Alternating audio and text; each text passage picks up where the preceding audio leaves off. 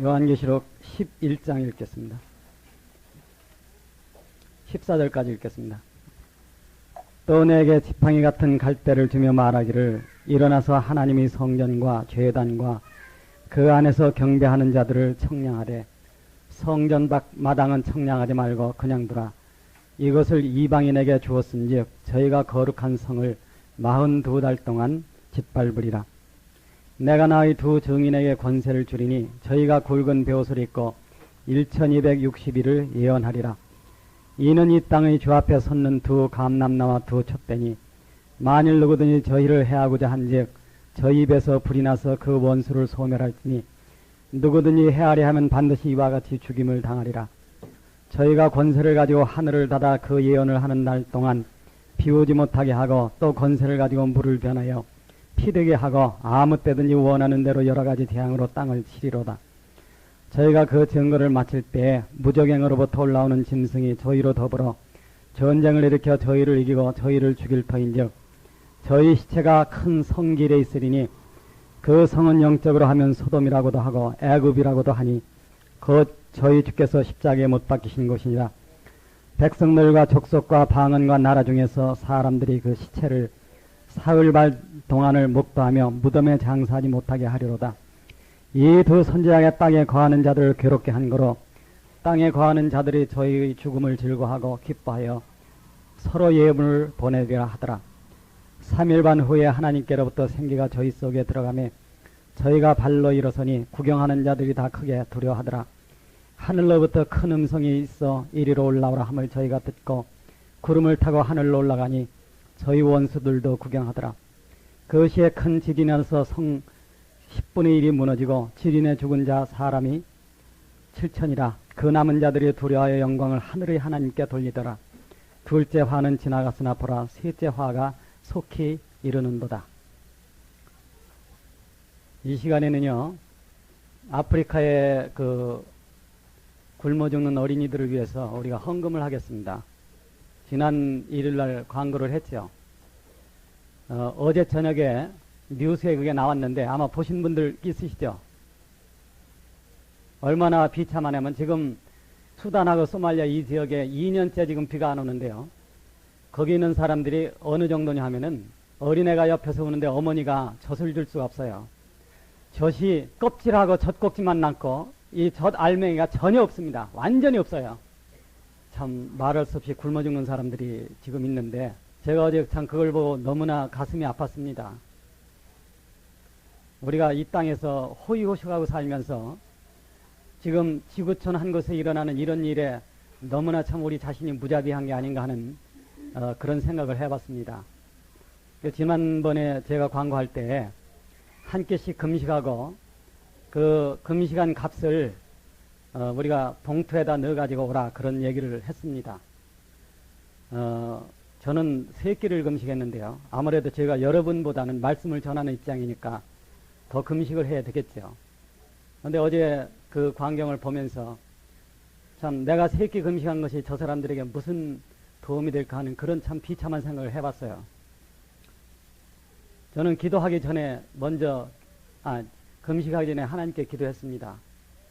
제가 금식함으로써 받는 이 고통이 거기에 있는 사람들의 참 그 굶어 죽는 사람들의 고통을 조금이라도 바꿔치게 할 수 있으면 좋겠습니다는. 그런데 어제 그 광경을 보고 나서 참 너무나 나도 위선적인 게 아닌가 하는 그런 생각이 들어요. 참 한 고통에서 그렇게 수없이 많은 사람이 지금도 굶어 죽는데 우리가 이 땅에서 호의호식 한다고 해가지고 오늘날 이 땅에 있는 사람들이 정말 양심이 썩으면 들어져서 이 세상에서 참 어떤 일이 벌어진다고 하는 것에 대해서 너무 남의 일처럼 생각한다는 겁니다. 소위 기독교인들이 어떤 구원 교리는 알아가지고 하늘나라 간다고 좋아하지만은 구원 교리를 아는 대신에 그 참 우리를 구원해준 예수의 마음을 얻어야 되는데 그런 것이 없이 그런데 너무 종교적인 거나 교리적인 것에 치우친다고 하는 거예요. 여러분에게 분명히 말하지만 죽음 앞에 서면은요 살지 않은 신앙은 사라집니다. 아시겠어요? 내가 이 생에서 철떡같이 믿던 그 신앙이 사라질 때 그 사람이 가장 비참하죠. 그래서 앞으로 한 1년쯤 해보겠습니다. 이 일을 여러분들이 할 수 있는 대로 정말 하나님 앞에 금식하기 전에 기도하고, 그리고 금식하고 3,500원이든지 얼마든지, 우리가 요구하는 게 돈 많이 나라는 얘기가 아닙니다. 제가 참으로 원하는 것은 이 시대에 여러분의 삶이, 그리스도의 마음을 살아가는 삶이 필요하다는 거예요. 왜? 그건 여러분 자신을 위한 겁니다. 여러분이 정말 죽음 앞에 섰을 때 살아있는 신앙, 요단강을 건너서 죽지 않은 세계에 건너가는 그 신앙을 원하거든. 지금 예수 그리스도를 살아주는 그런 신앙이 있어야 된다는 겁니다. 그걸 위해서 매월 15일 다음에 첫째 주 일요일 날 우리가 아프리카에 보내는 그 돈을 모금하겠습니다. 그 돈은 항상 제 이름으로 지금 그 고지서가 날라오기 때문에 이번에 보내는 고지서도 여기 가졌어요. 그래서 이거는 전자매님께서 오늘 모금한 걸 이거를 내일 입금을 해 주시기 바라고, 우리가 아까도 얘기했지만은 돈이 액수가 많은 게 지금 문제가 아니에요. 여러분이 내는 그 봉투 속에 하나님께 내가 받는 이 고통 가지고 거기에 받는 그 사람들의 고통을 바꿔치게 할 수 있는 그 기도가 들어있어야 됩니다. 그래서 이거는 단지 우리가 참 주님의 삶을 살아가는 어떤 시초이기 때문에 여기서부터 우리가 그 삶을 배우자 하는 입장에서 하기 때문에 한 집에서 얼마 하는 거 그게 원치 않습니다. 각자가 금식하고 그 값을 우리가 아프리카에 보내는데 내야 됩니다. 그래서 정말 참 우리가 보낸 돈이 조금이라도 거기 있는 그 사람들의 눈물을 닦아줄 수 있다고 하면은 우리가 얼마나 참 하나님께 감사하겠습니까? 그래서 이 시간에 금식하고 모아온 것을 헌금을 하도록 하겠습니다. 그래서 제가 지난번에 그런 얘기를 했어요. 이거는 돈이 아니고 거기다 우리 정성을 담는 거기 때문에 하얀 봉투에다 담아오십시오 하는 얘기를 했습니다. 여러분이 준비한 것을 제일 갓줄로 내주세요. 그래서 갓줄에서 앞으로 전달해가지고 이 앞으로 내주시기 부탁합니다. 기도하겠습니다. 감사하신 하나님 아버지, 세상에 얼마 남지 않은 것을 생각할 때 우리가 하루하루 모이는 것이 그렇게 귀할 수가 없습니다. 아버지 하나님, 어차피 인생이라고 하는 것은 덧없이 지나가게 되어 있습니다. 세상에 우리가 마음을 두지 말고 하나님이 정하신 길을 바로 알아서 우리가 어느 날 미련 없이 이 세상을 떠날 수 있도록 우리 모두를 준비시켜 주시옵소서. 아버지 하나님, 저희가 아주 작은 것을 모았습니다. 이 시간에도 아프리카에 굶어 죽는 사람들 하나님 기억해 주시옵소서. 우리는 아무 힘이 없음을 한탄합니다. 아버지 하나님, 같은 지구에 살면서 어떤 사람은 그렇게 비참하게 굶어 죽고 어떤 사람은 호요시 간다고 하는 것이 참으로 저희들이 생각할 때 송구스럽게 짝이 없습니다. 아버지 하나님, 이 생에 사는 동안에 주님이 지신 고난을 우리도 지고 우리들의 신앙이 말로 믿는 신앙이 아니라 삶으로 살아가는 신앙이 되게 축복하여 주시옵소서. 주님을 생각할 때마다 그 크신 생명을 생각하고 하늘에서 만세전에 있었던 이 영광스러운 생명을 우리가 알기를 원하며 우리가 그 생명 안에서 그 생명으로 충만히 가기를 원합니다. 아버지 하나님, 지금까지 인도해 주신 것 감사하고 또 앞으로도 우리를 인도해 주실 것을 확신합니다. 아버지, 우리가 이렇게 모이는 것이 아버지께 영광이 되게 이끌어 주옵소서. 우리들 자신의 잘못된 것 가르쳐 주시고 날마다 점점 더 깨끗게 하여 주셔서 예수 그리스도의 거룩한 피가 언젠가 사람을 흰눈보다 더 희게 그 삶을 깨끗게 한다고 하는 것을 간증하고 감사할 수 있게 인도하여 주시옵소서. 마지막 시간까지 부탁드리고 구주 예수 그리스도 이름으로 기도합니다. 아멘. 오늘 얘기하고 앞으로 가면서 얘기가 조금 어렵습니다. 왜 그러냐면 이것은 이제 그 지난번 말씀에 보면은 그 종 선지자들에게 이르신 비밀처럼 하나님의 계획이 이루어진다 하는 얘기를 했는데, 오늘 이 말씀도 우리가 이해를 잘 해야 될 그런 문제입니다. 그래서 이제 그 요한계시록 그 주석책들을 이렇게 읽어보면은 지금 그 이제 성경 주석에 나오는 거 16권짜리로 된 거, 그걸 읽어보면은 도대체 배울 게 없어요. 그래서 이제 제가 보는 게 거의 다 영문으로 되어 있습니다. 안타까운 거는 그런 좋은 책들이 번역된 게 없어. 이 경제의 법칙에 악화는 양화를 구축한다. 그렇죠. 금으로 만든 돈이 있고 지폐로 만든 돈이 있으면요, 금으로 만든 돈은 사람들이 다 챙깁니다. 그리고 지폐로 만든 돈만 통해요. 이제 그런 건데, 오늘날 세상은 나쁜 서적에 좋은 서적을 구축합니다.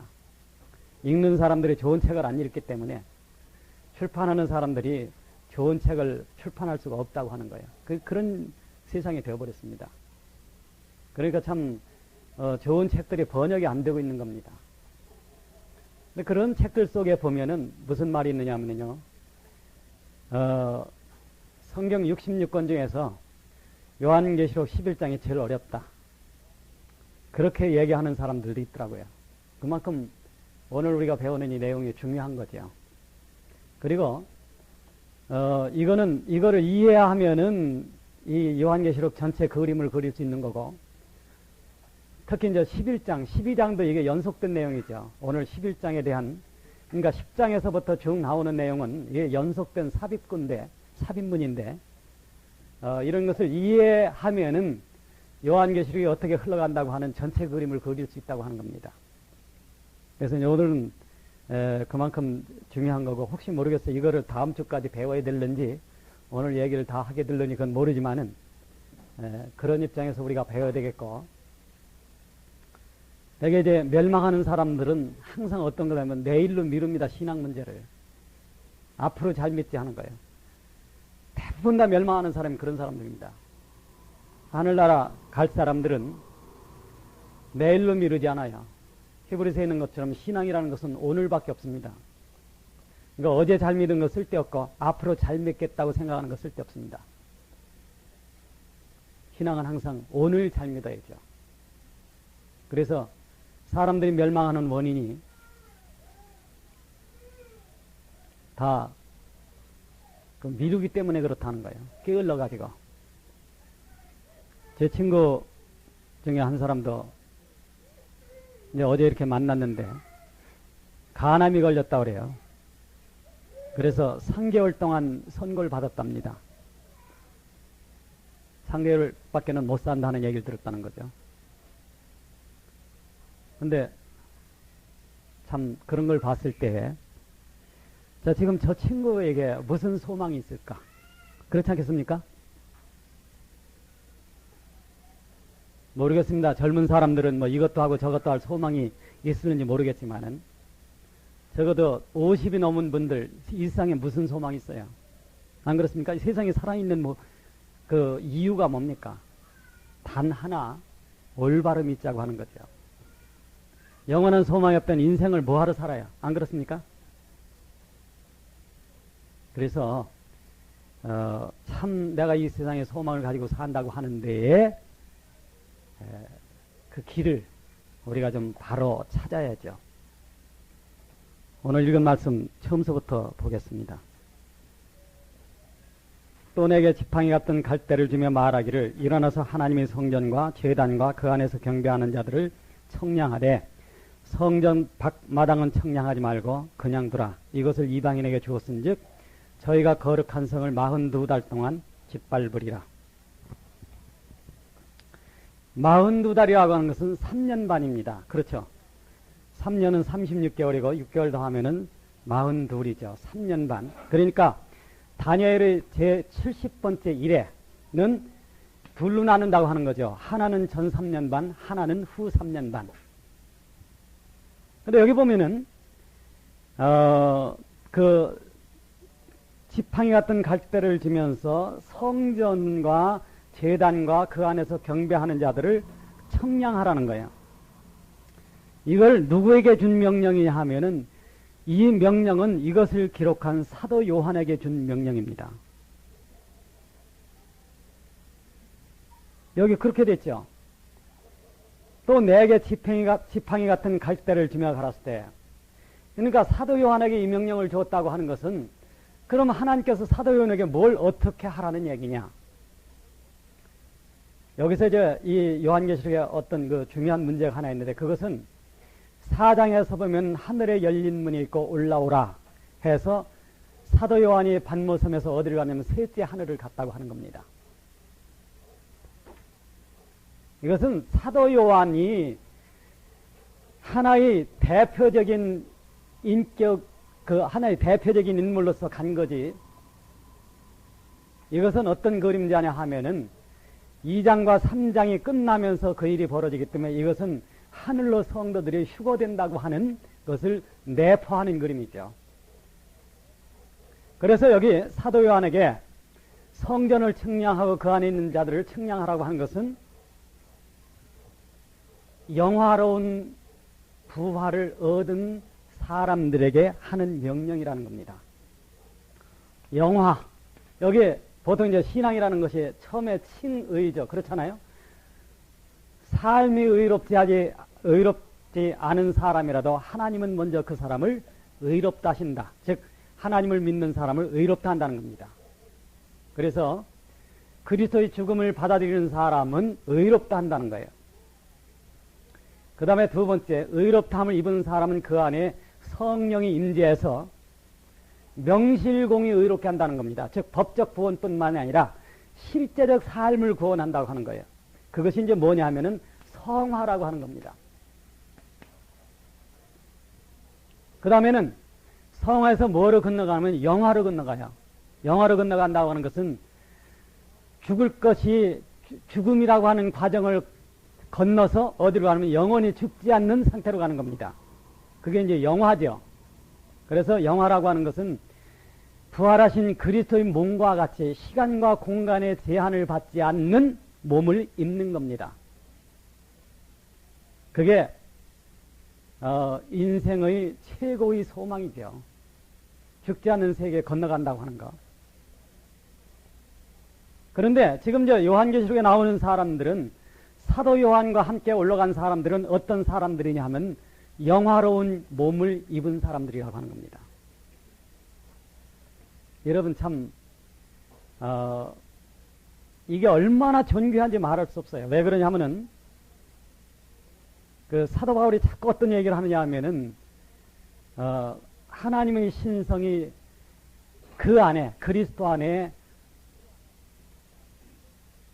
육체로 거하시고, 하나님 신성의 충만이 육체로 거하시고, 그 말은 뭐냐면 하나님의 신성의 충만이 산 사람이 되었다고 하는 겁니다. 그런데 산 사람이 되었다고 하는 것은 영원히 죽지 않은 어떤 생명이 그 안에 왔다고 하는 걸 얘기하는 거죠. 그것이 영화로운 생명입니다. 그 생명 하나만이 이 우주의 존재의 가치의 중심이고 목적이에요. 우주라고 하는 것은 그리스도 안에서 나타난 이 한 죽지 않은 생명을 위해서 존재하는 겁니다. 그래서 그리스도는 만물이 그로 말미암아 만들어졌고 만물은 그를 위하여 창조되었다. 골로새서가 그걸 얘기하는 겁니다. 그러니까 그리스도의 이 영화로운 생명을 알지 못한다고 하면 신앙은 빵점이죠. 그건 있으나 마나한 겁니다. 자, 이 생명을 안 사람들이 어디를 건너가느냐 하면 거룩한 삶을 지나서 영화로워진 영광의 삶으로 간다고 하는 거예요. 그것은 영원히 죽을 수 없는 시간과 공간의 제한을 받지 않은 그 몸을 입고 그 생명의 세계에 건너간 상태, 그것을 영화다 이렇게 얘기하는 겁니다. 그런데 오늘 여기 이제 지금 갈대를 지면서 성전을 측량하라고 하는 어떤 임무를 받는 사람은 사도 요한뿐만 아니라 사도 요한이 대표하는 이미 셋째 하늘에 간 휴거된, 말하자면 영화로워진 사람들이라는 겁니다. 아주 중요한 거죠. 그러니까 늘 말하지만은 휴거라는 것은 어중이 떠중이는 절대 안 됩니다. 여러분들 이거 기억하십시오. 제가 아침에 일어나서 기도할 때마다 항상 기도하는 것이, 저는 제일 먼저 저 자신을 위해서 기도합니다. 왜 그러냐면은 거룩해지고 깨끗한 삶을 산다는 건요, 단번에 이루어지지 않아요. 우리가 금이나 은을 갖다가 거기서 불순물을 제할 때는요, 한 번 녹이고 걷어내고 또 녹여서 또 걷어내고 또 녹여서 또 걷어냅니다. 내가 이미 다 회개했는데 그 하나님이 원하는 깊이에 이르지 못한 회개에 대해서는요, 하나님께서 다시 문제를 제기해요. 이미 회개하고 다 버린 죄가 언젠가 또 나온다 하는 겁니다. 여러분 그거 못 느끼세요? 그때 하나님 앞에 무릎 꿇고, 하나님, 내가 이 문제에 대해서 아직도 내가 회개될 것이 뭔지 가르쳐 주시옵소서. 하나님이 보여주는 빛에 따라서 나는 회개할 것입니다. 그래서 실상 그리스도의 피는요, 언제까지 우리를 씻느냐 하면 실제 삶에서 참으로 눈같이 휘어질 때까지 계속 깨끗게 하는 거예요. 그래서 그 삶을 거룩하게 하는 거죠. 그리고 난 뒤에 그 생명을 영화롭게 부활시킨다 하는 겁니다. 그래서 그 과정을 거쳐가는 사람들을 하나님께서는 휴거를 시키는 거죠. 휴거라고 하는 것은 새 예루살렘이라고 하는 참 가장 존귀한 생명의 나라에 가는 과정을 얘기하는 거기 때문에, 여러분은 참 아침마다 여러분 자신을 하나님 앞에 드리는 그 기도가 정말 이 세상에서 흠도 점도 없이 깨끗한 삶을 살게 하는 그 소원과 그 간증과 그 감사와 이런 기도가 되어야 됩니다. 그 사람들은 어디로 가느냐 하면은 영화로운 상태로 간다고 하는 거예요. 그리고 나서 저는 다른 사람을 위해서 기도합니다. 사실 일일이 기도하자면 뭐 한두 시간 가지고 어떻게 기도합니까? 그럼 우선 급한 사람부터 기도해요.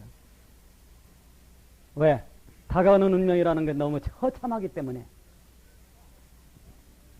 자, 영화로워진 사람들에게 어떤 임무를 주는 것이 뭐냐면 갈대를 지면서 성전을 측량하라는 겁니다.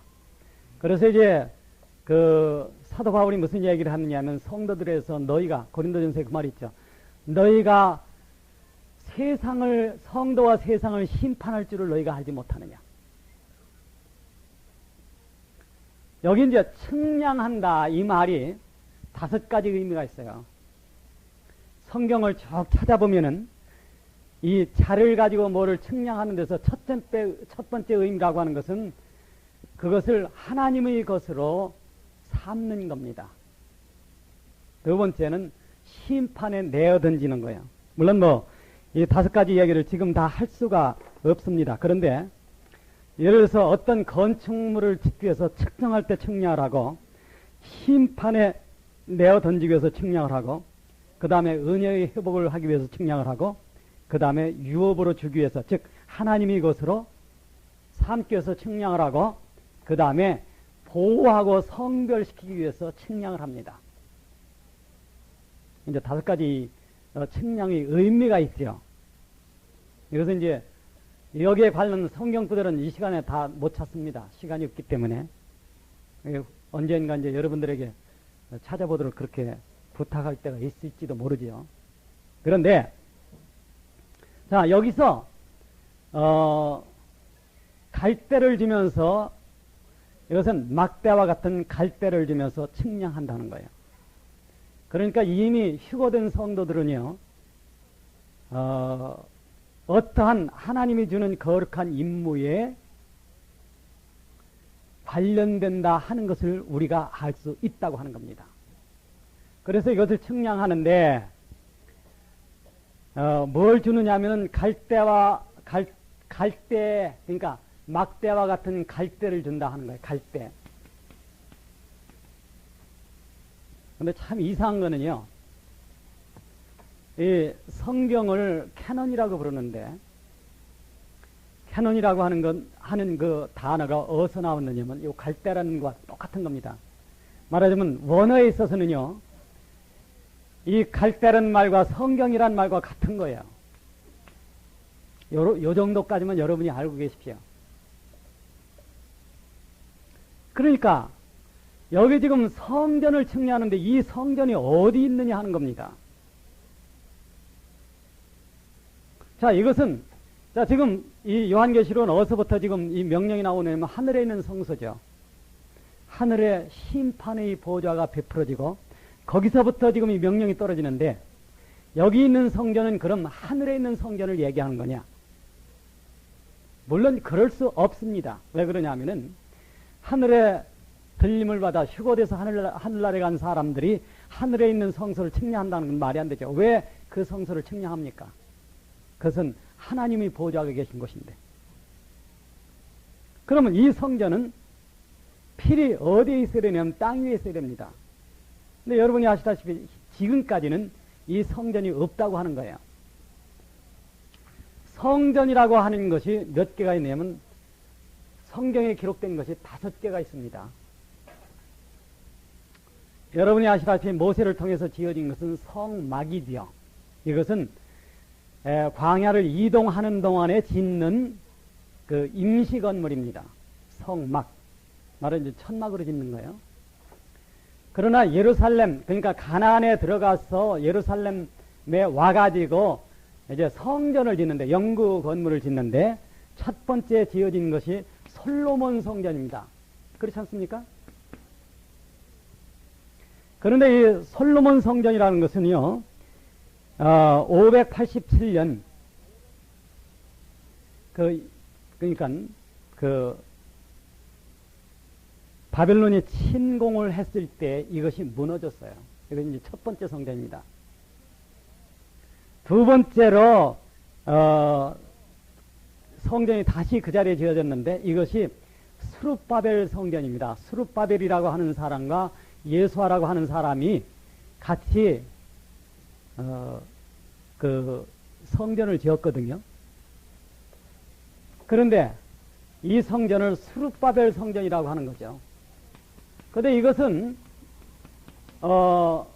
그 히랍이 네 나라 나눠지고 나서 북방왕, 즉 안티오코스라고 하는 사람한테 기원전 168년에 이것이 파괴되었습니다.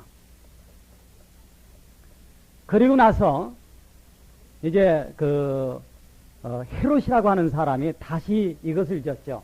이것을 헤롯 성전이라고 하는 거고, 이 성전은 주님이 계실 당시에 있던 성전입니다. 이것은 성경을 읽어보면 무려 47년간 지었는데 그런 얘기가 나오지요. 그런데 이것은 서기 70년에 다시 무너졌어요.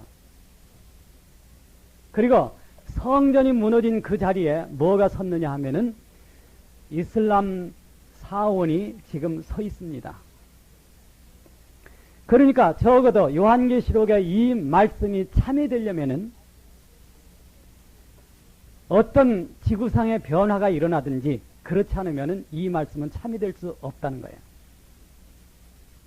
자, 어느 날 이 땅에는 바로 이 성전이 있던 자리에 뭐가 서느냐 하면은 환란 성전이라고 하는 성전이 있습니다. 이 환란 성전이 바로 오늘 우리가 배우는 이 성전이죠. 이것은 여러분이 아시다시피 그런 게 있어요. 주님께서 그런 얘기를 했죠. 다니엘이 말한 바 멸망의 가증한 것이 서지 못한 것에 선 것을 보거든 예루살렘에 있는 자들은 빨리 도망하라. 그 다니엘이 말한 바 멸망의 가증한 것, 그것이 어디 서느냐 하면은 바로 환란 성전에 선다고 하는 거예요.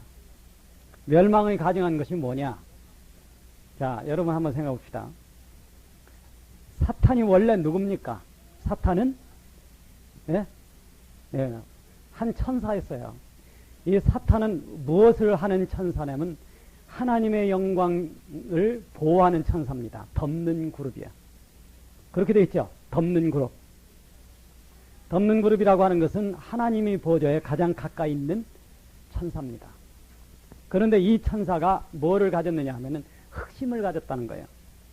그래서 자기가 하나님처럼 높아지려고 하다가 어디로 갔느냐 하면은 맨 밑창에 빠쳐진다는 겁니다.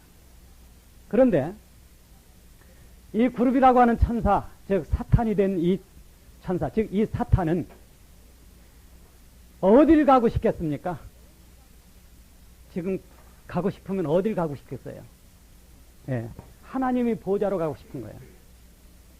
그러니까 이 환란 성전이 있으면은요, 사탄의 궁극적인 목적은 환란 성전의 지성소에 지가 들어가는 겁니다. 그 사탄이 그렇게 되어 있죠. 구약 성경에 이사야서 에스겔서에 높은 구름에 올라 지극히 높은 자와 비기려 하도다. 그렇잖아요. 사탄은 하나님의 보좌를 뺏기를 원해요. 그리고 하나님의 보좌를 뺏는 것을 최종적으로 실행에 옮기는 것이 환란 성전에서 지성소에 지가 들어가는 겁니다. 그것을 뭐라고 부르느냐 하면은 멸망의 가증한 것이 서지 못할 곳에 선 것을 보거든 도망하라. 왜 그렇습니까? 쏟아지기 시작한다는 거예요. 뭐가? 하나님의 가찮는 심판이 쏟아진다는 겁니다. 어디에? 거기에. 그리고 사도 바울이 그런 얘기를 했죠. 데살로니가 후서에 이제 그 악한 자가 그 하나님의 성소에 들어가서 자기를 보여 하나님이라 하느니라. 그것이 말하자면 이제 사탄이 최후로 자기 목적을 달성하려고 하는 과정입니다. 이제 여기까지는 이해가죠. 그것이 이제 이 성전을 재라고 하는 그런 내용이에요. 그런데 자, 이 성전을 재되 밖은 내버려둬라. 왜 그러면 성전 밖은 42달 동안 짓밟힐 것이다. 누구에게? 이방인에게. 그 짓밟히는 것이 끝나는 것이 이방인의 때가 끝나는 겁니다. 그런데 여기서 이제 우리가 하나 알 게 있어요. 자, 여기를 지금 짓밟는데 그러면은 짓밟는 거 얼마 하느냐면 42달 동안 하는 거거든요. 그렇죠? 자, 이 성전을 짓밟는 42달 동안 요것을 뭐라고 부르느냐 하면 후 3년 반이다. 그렇게 얘기합니다. 그리고 여기서 보면은요, 42달 동안 이것을 짓밟으려면 조건이 하나 있어. 그것은 뭐냐 하면은 여기 지금 다음에 나오는 두 증인을 죽이지 않으면은 이걸 짓밟을 수가 없는 겁니다. 자, 그러면 여기 지금 이제 문제가 뭐냐 하면은 성전은 그러면 언제 설 것인가? 예루살렘의 환란 성전은 언제 설 것인가? 예루살렘의 환란 성전을 쓰려면 두 가지 조건이 있어야 됩니다. 하나는 현재 있는 이슬람 성전이 파괴되어야 된다는 거예요. 하나님 편에서 볼 때 그거는 식은 죽 먹기입니다. 왜 그런지 아세요? 지진만 일으키면 돼. 그건 문제가 안 돼. 문제는 지금 이 이슬람 사원을 떠받치고 있는 이스라엘을 둘러싼 2억이 넘는 이 사람들이 반대입니다. 이건 어떻게 해야 될 거냐 하는 거야. 만약 이 사람들이 반대하지 않았으면 이스라엘 사람들은 벌써 거기다 성전을 지었지요. 안 그렇습니까? 이스라엘이라는 나라는 지금 뺑 둘러싸여 있어요. 2억이 넘는 사람들한테. 불과 몇백만 인구가. 속으로는 참 거기를 헐어내고 거기다 성전을 짓고 싶죠. 왜? 그 자리가 어디냐 하면 바로 아브라함이 이삭을 바쳤던 그 자리입니다. 그런데 엉뚱한 게 와가지고 아브라함이 우리 할아버지다 그래요. 맞긴 맞아요. 아브라함에게는 이스마엘이라고 하는 아들이 있었죠. 그렇죠? 이스마엘 아들은 누굴 통해서 났습니까? 종을 통해서 난 거예요. 자유의 어머니가 아니에요. 그러니까 이걸 보면은 한 집안 싸움입니다. 현재 실제로. 그런데 여기에 성전을 세우기 위해서는 이 사람들은 어떻게 되느냐? 이건 지진만 가지고는 해결이 안 돼. 물론 뭐 무자비한 시련, 전부를 땅을 갖다 뒤엎으면 모르지만은 하나님이 그렇게 하실 수는 없는 겁니다. 그래서 뭐가 있어야 되느냐 하면은 전쟁이 있어야 되는 거예요. 자, 여기 성전의 서기에서는 이스라엘과 이스마엘의 갈등이 해소되어야 되는데, 이스라엘과 이스마엘의 갈등이 해소되기 위해서는 전쟁이 필요하다는 겁니다. 자, 이스마엘 더하기 이스마엘은 현재 그런 능력이 없죠. 전쟁을 해가지고 이스라엘을 정복할 힘이 없어요, 현재. 왜 그러냐면 이스라엘이라고 하는 것은 뒤에 누가 있는 유대인이 있고 그 보이지 않는 손이 지금 세계 경제를 쥐고 흔든다는 겁니다.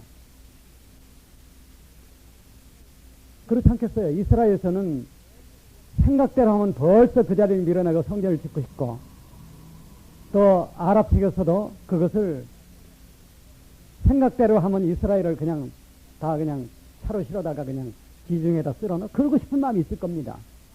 그럼 그게 안 되는 거예요.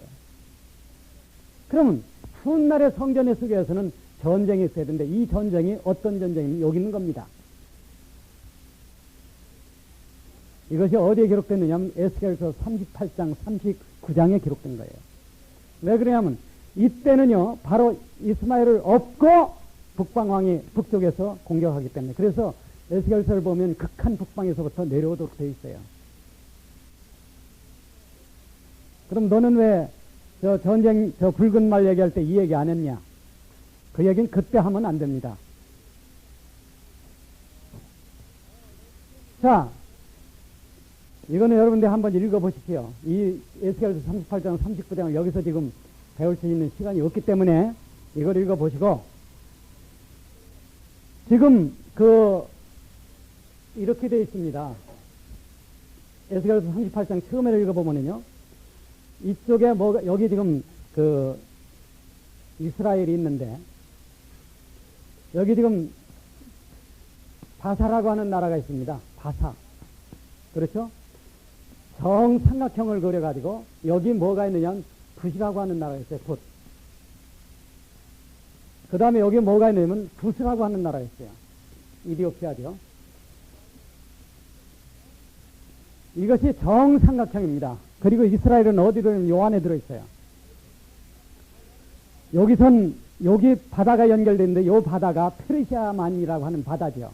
여기는 뭐가 연결됐어요? 어느 바다야? 홍해. 그 다음에 여기서는 무슨 바다가 연결됐습니까? 지중해입니다. 그러니까 이스라엘로 통하는 모든 바다를 다 끼고 있습니다. 요 세 나라가. 그리고서 여기 지금 이스라엘을 꼭 꼼짝 못하게 붙들고 위에서부터 치는 거예요. 이것이 지금까지 해석으로는 러시아입니다. 그러니까 러시아가 우리가 보면 뭐 다 흩어진 것 같아도 그렇지 않아요. 자, 이렇게 돼서 이제 여기 지금 흰말이 나타나고 나서 세계가 적그리스도 아래에 그 영향력에 들어가 나서 전쟁이 오는데, 전쟁이 와서 이 전쟁의 핵심적인 문제는 바로 여기죠. 그런데 이것은 주님께서 말한 것처럼 서체 기근과 지진이 있으리 이렇게 되기 때문에 전 세계가 전쟁에 휘말립니다. 그러니까 여러분들 이 땅에서 떵떵거리고 살 생각 버리십시오. 미래는 밝지 않습니다. 왜? 전 세계가 전쟁에 휘말린다고 하면은 우선적으로 어디가 전쟁이 오겠어요? 여러분 상상해 보십시오. 나중에 나오는 아마겟돈 전쟁은 지금 얘기하는 거 아닙니다. 아마겟돈 전쟁은 또 달라요. 그건 이제 내 뒤에 가서 얘기하고. 자, 이렇게 되면은요, 여기서 이스라엘을 구출을 하는 자가 누구냐 하면 바로 로마 제국이라고 한 겁니다. 로마 제국이 나온 적그리스도라는 거예요. 그러면은, 자, 이때 이 세력이 지금 무너집니다. 성경에 의하면은. 이 세력이 무너지면은 환란 성전을 지을 수 있겠습니까? 없겠습니까? 있어요. 이 환란 성전을 지을 때 누가 거들어 주느냐 하면 바로 적그리스도입니다. 그러니까 이스라엘 사람들은 이 사람과 이 사람은 참 우리 나라의 은인이야 해서 이 사람과 뭘 맺느냐 하면 한 일해 동안의 언약을 맺는 거예요. 한 일이라는 것은 7년간이죠. 언약을 맺어요. 언약을 맺으면은 처음에는 잘 나갑니다. 잘 나가는데 본색이 어디서 드러납니까? 본색이 어디서 드러나냐면은 중간에 가서 드러난 거예요. 자, 그런데 여기 지금 적그리스도 입장에서 보면은 자, 지극히 거룩한 곳에 자기가 가가지고 하나님과 비교하려면은 성전은 이 사람에게도 필요한 거예요. 그렇습니까? 안 그렇습니까? 필요한 거죠. 그래서 여기서 보면 이제 하나님께서 갈대를 들면서 성전을 측량해라 하는데 성전과 그 안에 있는 제단과 그 안에 섬기는 자들을 측량해라는 거예요. 그럼 이 섬기는 자들은 누구냐 하는 겁니다. 그렇지 않겠어요? 자, 근데 이제 우리가 여기 중요한 거는 여기까지는 이해갑니까? 여러분이 요한계시록을 100% 다 이해해도 여러분 자신의 삶이 흠도 점도 없이 거룩해지지 않으면 쓸데가 없는 거예요. 물론 뭐 아주 쓸데없는 건 아니죠. 주님의 깨끗한 보혈을 날마다 입으로 간증해. 그렇게 돼야 됩니다. 여러분 날마다 입으로 간증합니까? 내가 깨끗한 삶을 얻을수록 얼마나 그 피가 깨끗한 피라고 하는 것을 안다는 거예요, 바로. 그러니까 간증하는 거죠. 그런데 이제 어떤 문제가 되면 여기 이제 나오는 것이 뭐냐면은 바로 이 다음에 나오는 게 두 증인이 나옵니다. 그렇죠? 두 증인. 자, 7년 환란이라고 하는 것은 누구를 돌이키기 위한 것이냐 하면은 이스라엘을 돌이키는 겁니다. 이스라엘을. 자, 이방인이라고 하는 것은 이방인은 1차와 2차가 있어요. 이방인은 1차가 누굽니까? 예. 환란이 벌어지기 전에 셋째 하늘로 간 사람들, 즉 영화로워진 사람들이에요. 영화를 입은 사람들. 이거 우리말로 하면 좀 어색해요. 영어로는 glorified인데 glorified 하면 이건 다 압니다. 아하, 시간과 공간의 제한을 받지 않는 그 생명에 간 사람들이구나. 그거 알아요. 이 사람들은 어디로 간? 자, 1차로 간 사람들. 근데 1차로 못 간 사람들 있죠. 소위 말하자면 두 마음을 품고 사는 기독교인들. 이게 오늘날 소위 몇 많은 사람 다 여기 걸립니다. 2차 가는 사람들. 이것이 7장에 나오는 큰 환란으로부터 후 3년반이죠. 큰 환란으로부터 나오는 사람들. 물론 이 사람들이 후 3년반에 다 나온다는 건 아닙니다. 왜 그러냐면은 여기 보면은 제단 밑에 있는 영혼들이 있죠. 이 사람들에 대해서 뭐라고 기록이 되어 있느냐 하면은 자, 우리 피를 언제까지 안 갚아줍니까 하니까 너희 동무들이 죽어서 수가 차기까지 기다리라 그거예요.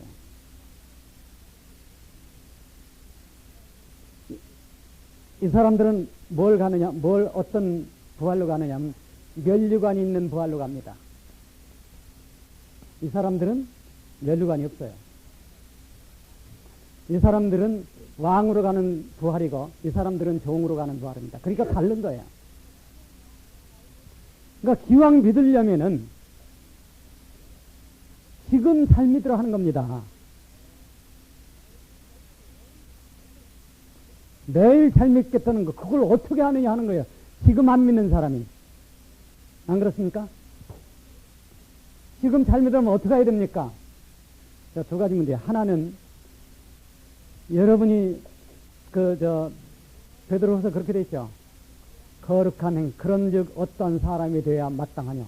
거룩한 행실과 경건함으로 주의 날 임하기를 바라보고 간절히 사모하라.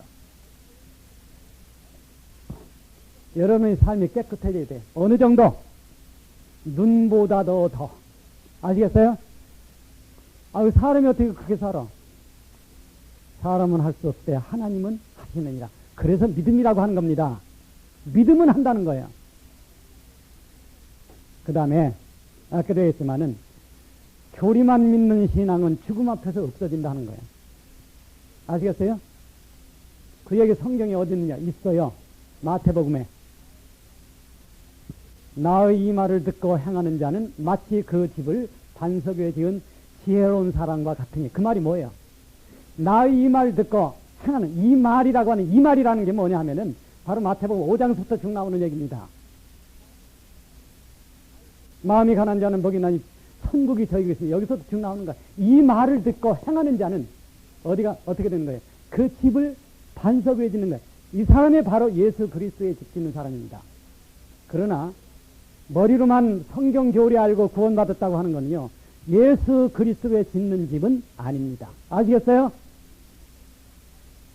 어떤 기독교 신앙도 살아가지 않는 신앙은 죽음 앞에서 없어진다. 여러분 그거 알아야 됩니다. 자, 그러니까 이제 이스라엘을 돌이키기 위한 것이 7년 환란인데, 이스라엘을 돌이키려면은 누군가 와야 됩니다. 안 그렇습니까? 자, 성경에는 뭐가 얘기되냐면, 말라기서에 그게 돼 있죠. 구약 성경 제일 끝에 가보면요, 말라기서입니다. 거기 가보면 두 사람의 이름이 나와요. 두 사람이 누굽니까? 아, 지금 누구야? 대로 장영재, 이따 1,000원 받아가세요. 아유, 장영재 오늘 참 마음에 드네. 여러분, 왜 말라기에 두 사람이 언급되느냐 하는 거예요. 그것은 이스라엘을 돌이키는 어떤 역할 때문에 그런 겁니다. 마지막 때에 이방인을 건지고 나서 하나님께서는 이스라엘을 건지는 거예요. 이스라엘을 건졌대. 이스라엘을 건지는데 누군가가 역사를 해야 된다는 겁니다. 그래서 말라기서는 이스라엘을 건지되 그 역사하는 사람 두 사람 이름이 나오는데, 한 사람은 모세요, 한 사람은 엘리야입니다. 자, 그러면 두 번째 성경 퀴즈입니다. 말라기서에는 모세가 먼저 나옵니까? 엘리야가 먼저 나옵니까? 예? 서울 최자매. 아, 맞아요. 1,000원. 자,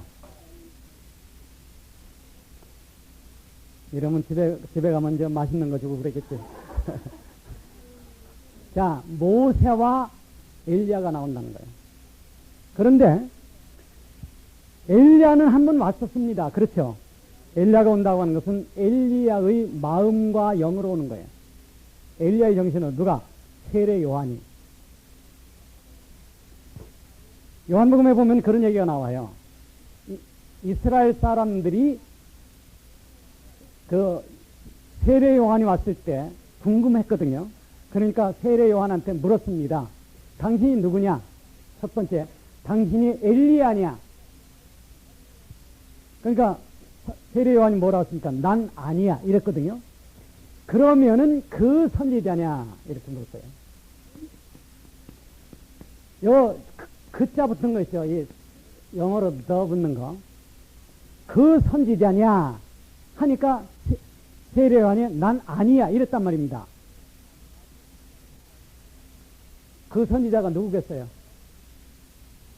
바로 신명기에 보면은 모세가 그런 얘기를 했습니다. 이후에 나와 같은 사람 하나를 일으킬 것이다. 그리고 이것은 어디에 언급이 되냐면 말라기에 언급이 되어 있어요. 모세와 엘리야가 나타난다고 합니다. 그 다음에 이 사람들이 어디 나타났습니까?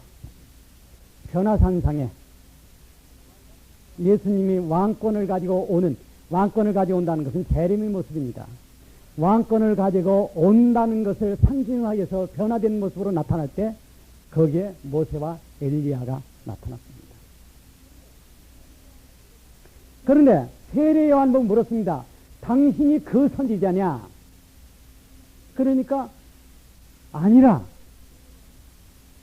이걸 세례 요한한테만 물은 것이 아니고 예수님한테도 물었습니다. 그렇죠? 자, 사람들이 나를 누구라 하더냐? 엘리야 혹은 그 선지자라 하더이다. 너희는 나를 누구라 하느냐?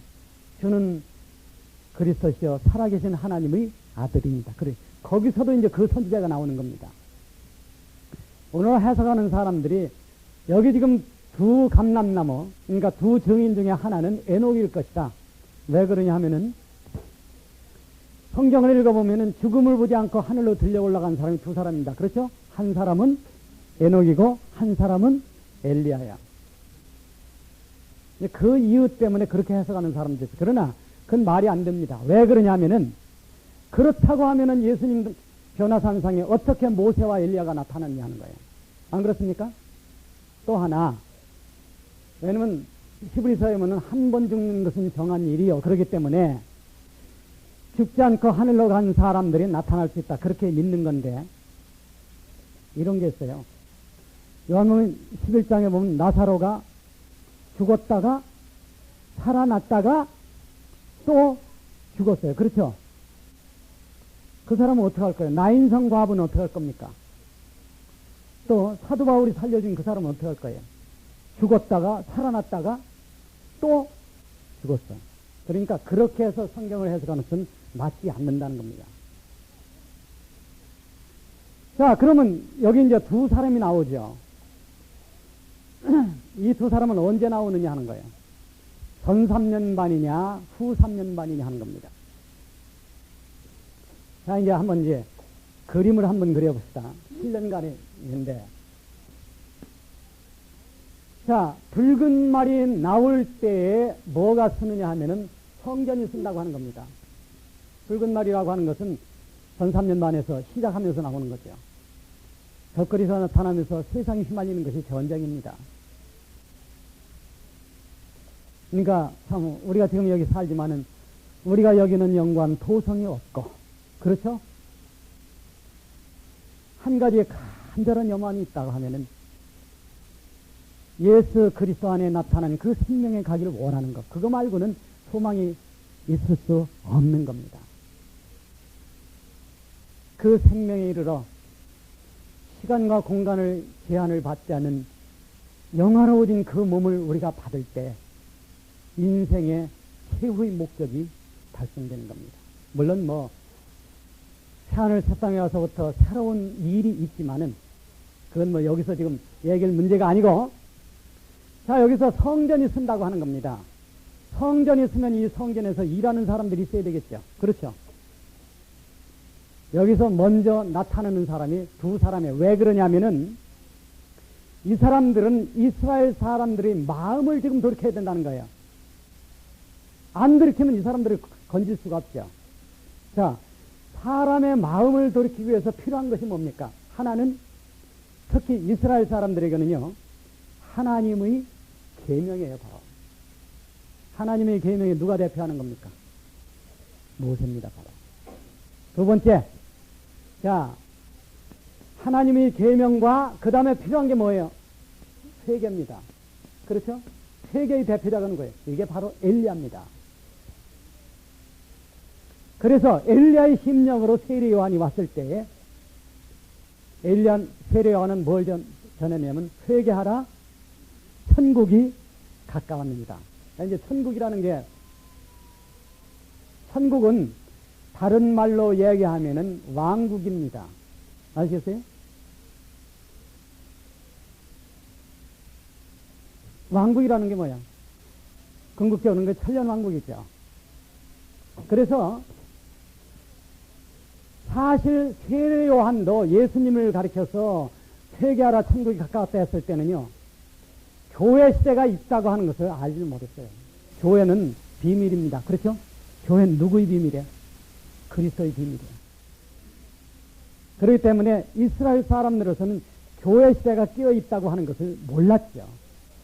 세례 요한이 생각할 때도 바로 이분이 왔으니까 이스라엘이 회복될 것이다. 지금 여기 7년 환란을 통해서 회복되는 그 과정이 일어날 것이다. 그렇게 생각한 겁니다.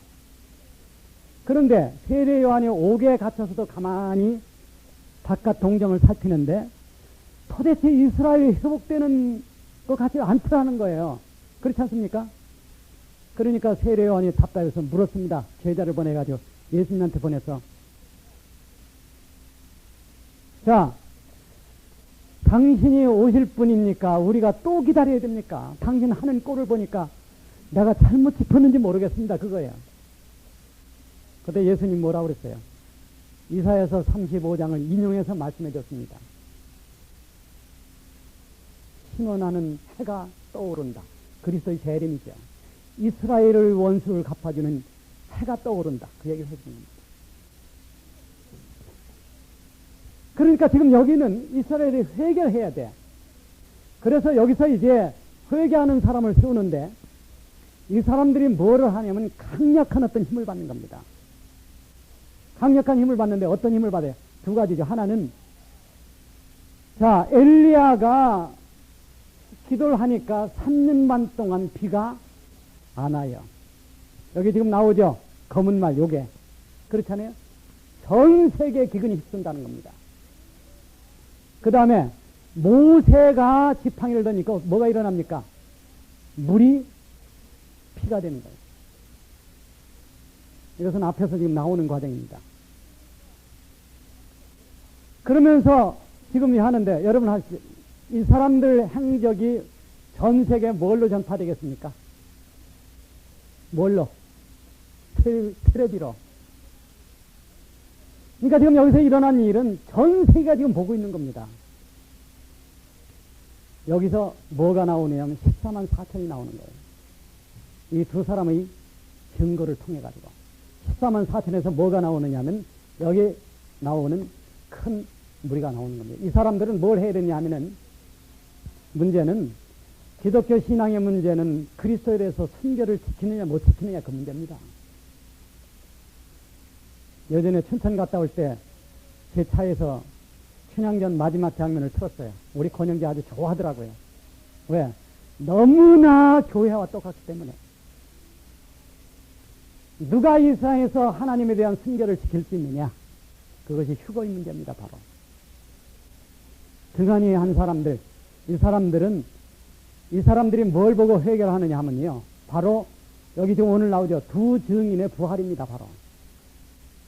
그리고서 절망을 하지 않고 회개를 하고, 회개를 한다고 하는 것은 적그리스도 앞에서 죽음으로써 그리스도를 시인하고 구원을 얻는 거예요. 이 사람들이. 그게 여기 갈 사람들, 이 운명을 받을 사람들, 오늘날 이 지구상에 수없이 많다는 거예요. 모르지 여기 이 가운데는 얼마나 있는지. 하나님이 이를 경홀히 여기지 말라는 겁니다. 하나님이 깨끗게 하시면요, 눈보다 더 깨끗게 하신다는 거예요. 우리를 그 피로 씻었을 뿐만 아니라 우리 삶을 그 피로 깨끗게 하신다는 겁니다.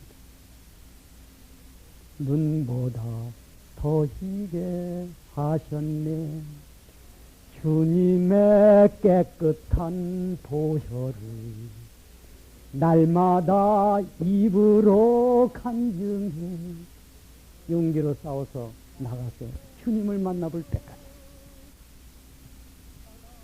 그래서 이제 여기 두 증이 나옵니다. 좀 읽어봅시다. 내가 나의 두 증인에게 권세를 주니 저희가 굵은 베옷을 입고 1260일을 예언하리라. 자, 굵은 베옷을 입는다는 거, 굵은 베옷이라고 하는 건 뭡니까? 그 의미가 뭐예요? 회개야, 바로. 회개해야 된다고 하는 겁니다. 1260일을. 왜 다른 데는 42달에, 여기 지금 후 3년 반에 지금 사탄이 악한 역사를 하는 거. 이것은 왜 42달이라고 하고, 이 앞에서 지금 증언하는 것은 왜 그러면은 이것을 1260일이라고 하는 거냐 하는 겁니다. 물론 42달이나 1260은 똑같죠. 그러나 이런 게 있어요. 어떤 사람은 세월을 날로 카운트합니다. 그 왜 그런지 아세요? 하루하루가 소중하고 힘겨운 일은 날로 카운트해요. 그렇잖아요.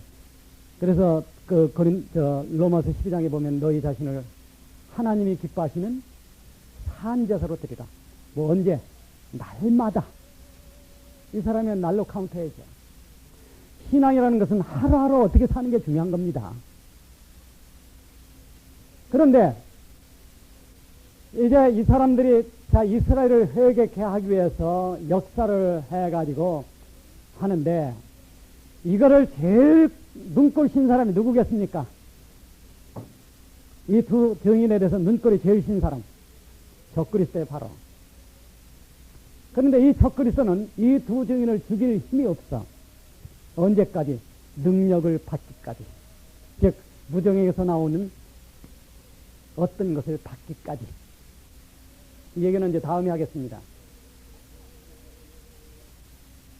자, 그래서 이 두 증인을 죽이기 전에는 역사를 할 수 없는 겁니다. 이는 이 땅의 주 앞에 섰는 두 감람나무와 두 촛대니 이는 이 땅의 주 앞에 서 있는, 그것도 또 이상해. 이 땅의 주 앞에 서 있다는 것은 무슨 뜻이냐 하는 겁니다.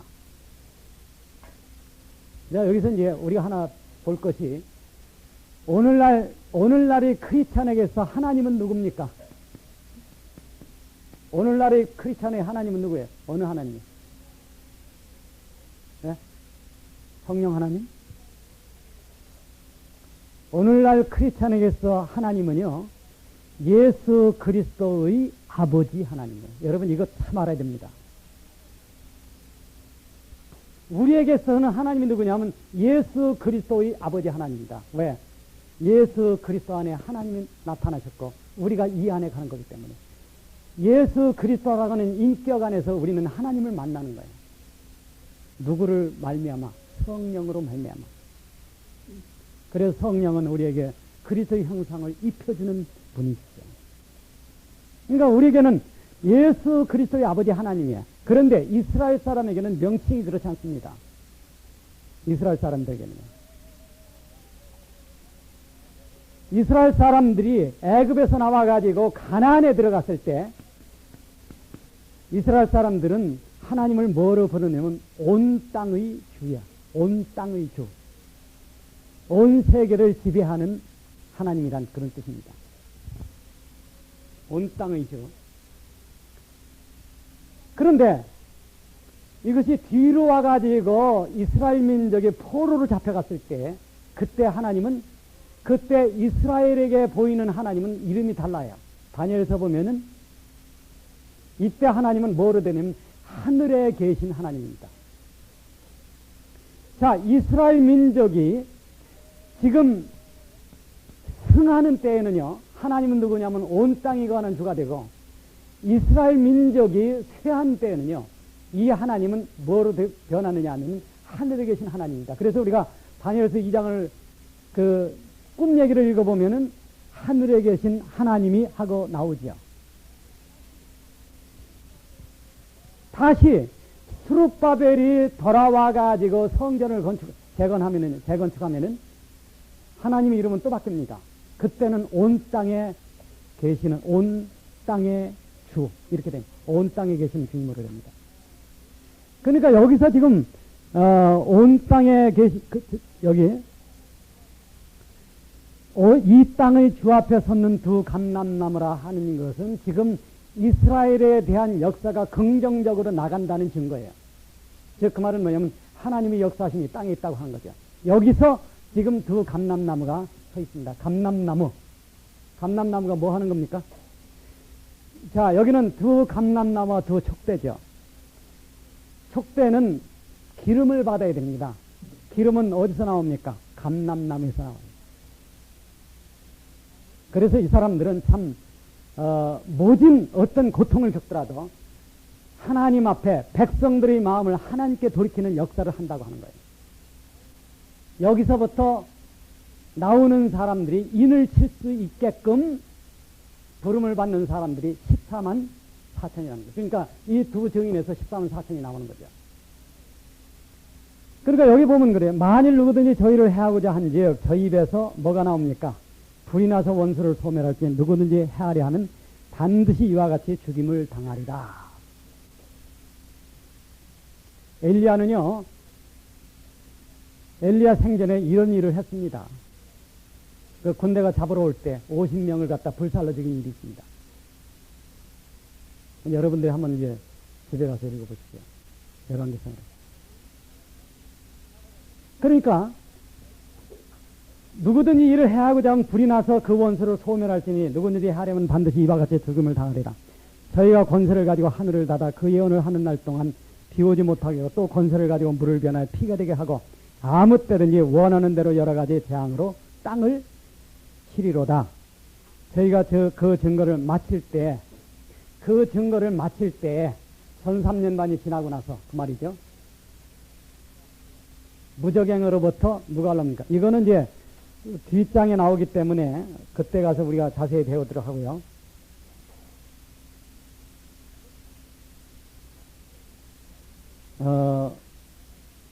마칠 때 무적행으로부터 올라오는 짐승이 저희로 더불어 전쟁을 일으켜 저희를 이기고 저희를 죽일 터인즉 저희 시체가 큰 성 길에 있으리니 그 성은 영적으로 하면 소돔이라 하고 애굽이라고도 하니 곧 저희 주께서 십자가에 못 박히신 것이다. 자, 영적으로 하면 소돔이야. 소돔이라고 하는 건 뭐 죄악의 도시라고 하는 겁니다. 죄악 중에서 가장 무서운 죄악이, 가장 세상에 넘치는 죄악이 음란이야.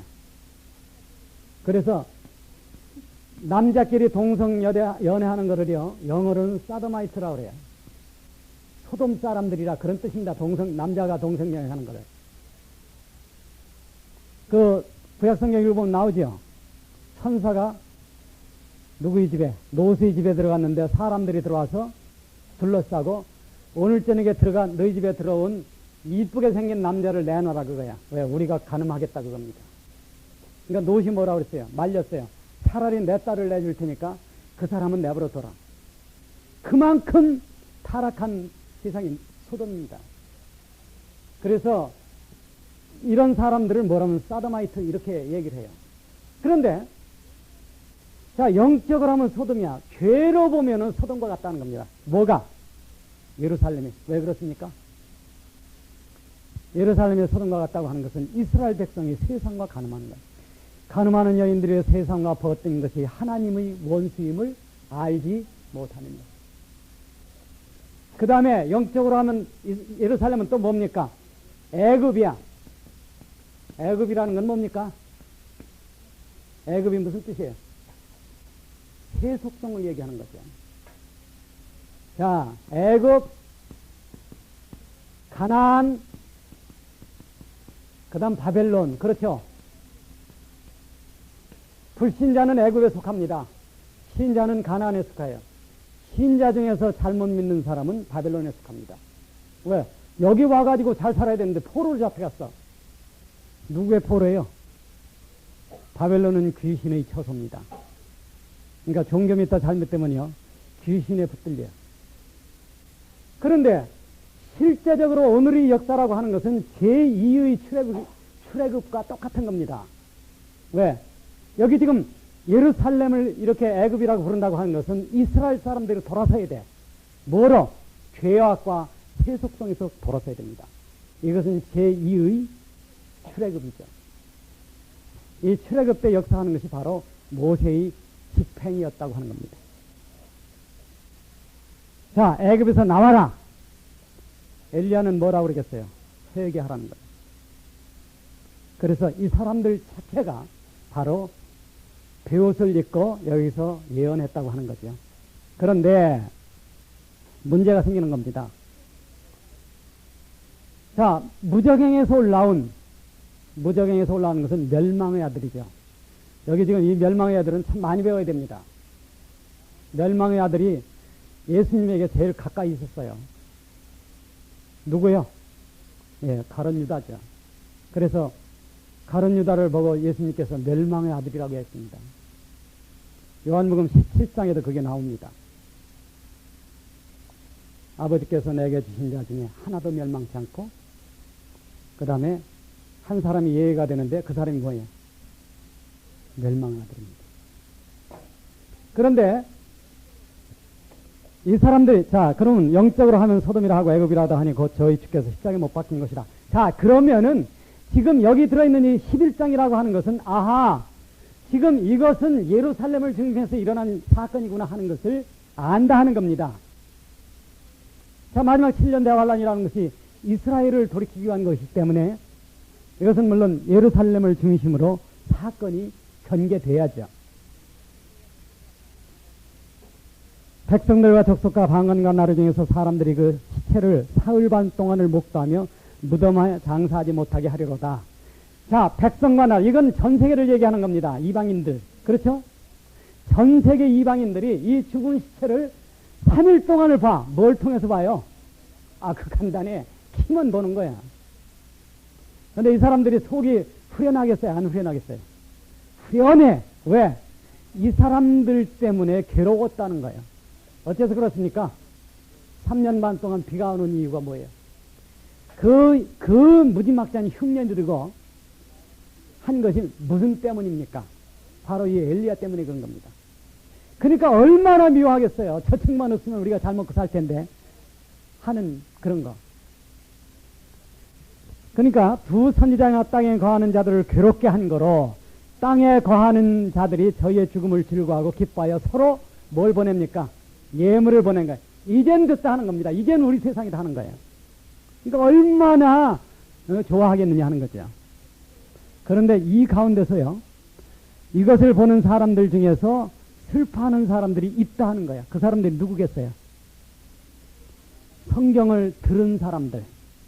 이게 그게 아닌데 하는 사람들. 자, 나도 교회 다녔지만은 잘 믿은 사람이 이미 갔고, 세상은 어지러지는데, 자, 이젠 저렇게 예언하던 사람도 이제 죽었구나. 그 세상은 이제 흔들립니다. 거기에 3일 반 후에 하나님께로부터 생기가 저희 속에 들어가며 저희가 발로 일어서니 구경하는 자들이 어떻게 됩니까? 이게 참 아마 인류 역사를 통해서 있은 텔레비전 뉴스 중에서는 제일 놀라운 뉴스일 겁니다. 이거는 뭐 생방송이니까, 그렇죠? 생중계니까. 이 죽은 시체들이 좋다고 와서 침뱉고 발로 차고 했는데, 3일 반 지나니까 두 시체가 벌떡 일어나는 겁니다. 이거 어떡하겠어요? 전 세상이 깜짝 놀라는 거죠. 이때 이것을 보고 굶뜬 사람들이 최후로 결심을 합니다. 뭘 하기로? 주를 위해서 이 목숨 바칠까? 진작 좀 하지. 진작 좀 했으면 안 좋으냐 하는 거예요. 영화로운 세계에 가지. 영화로운 생명에. 하늘로부터 큰 음성이 있어 이리로 올라오라 함을 저희가 듣고 구름을 타고 하늘로 올라가니 저희 원수들도 구경하더라. 하나님이 하시는 일은 오묘해서 세상에 할 수가 없습니다. 그 두 사람을 죽일 때는 분명히 사탄이 이긴 줄 알았는데, 아니요. 이것은 사탄을 거꾸로 때리기 위해서 두 사람이 죽었다고 하는 거예요. 전 세계에 중계되는 TV 앞에서 두 사람이 살아나가지고 하늘로 올라가는데 어디에 쌓여서? 구름에 쌓여가지고 하늘, 구름이라고 하는 건 뭡니까? 영원한 생명에 대한 영광을 나타낸다고 했죠. 그러니까 그 영광 속에서 하늘로 올라가는 겁니다. 저희 원수들도 구경하더라. 그 시에 큰 지진이 나서 성의 10분의 1이 무너지고 지진에 죽은 사람이 7천이라. 그 남은 자들이 두려워하여 영광을 하늘의 하나님께 돌리더라. 자, 여기 이제 지진이 일어납니다. 여러분 한번 생각해 보세요. 이 지진에 뭐가 무너지겠어요? 예? 뭐가 무너지겠어요? 한란성전입니다. 그럼 아직도 뭐가 안 됐는데? 아니요. 우리가 성경을 이해할 때는요, 소설처럼, 연속극처럼 뭐 조금 나오고 뭐 이렇게 안 돼 있습니다. 이것이. 이 사람이 죽었다고 하는 것은 그 안에 지금 누가 선다는 얘기야, 지금. 멸망의 가정한 것이 이 두 사람이 죽고 나서 바로 서지 못할 곳에 서는 겁니다. 여기서부터 이제 지금 7번째 나팔, 말하자면 7대접이 쏟아지기 시작하는 거죠. 그런데 뒤에 나옵니다. 그리고 나서 예루살렘에 있는 사람들은 도망가야 돼. 어디로? 도망가는 얘기가 12장의 얘기야, 바로. 해를 입은 여인의 얘기. 아하, 지금 이렇게 지금 얘기가 전개되고 있구나 하는 것을 우리는 알아야 합니다. 다 끝났어요? 네? 오늘은 그럼 기본 공부를 못했네. 여러분, 가장 중요한 것이 그리스도의 피가 우리 삶을, 우리 영혼을 얼마나 깨끗게 하느냐 하는 거예요. 씻고 또 씻어 눈보다도 더 희게 우리를 만들어줘야 됩니다. 그것이 거룩한 삶이에요. 이 어떤 교리를 한 번 아는 것 가지고 다 됐다고 생각하지 말고 날마다 우리 자신을 하나님이 기뻐하시는 산제사로 바치면서 내가 오늘 사는 이 삶이 참으로 주님을 위해 목숨을 바치는 삶이 되기를 간절히 기도해야 됩니다. 인생이라고 하는 것이 내 욕심 따라서 인생을 살고 말 것인가? 그렇지 않으면 주님을 위해서 이 목숨을 바치는 거룩한 가치 있는 인생을 살 것인가? 여러분 기도해야죠.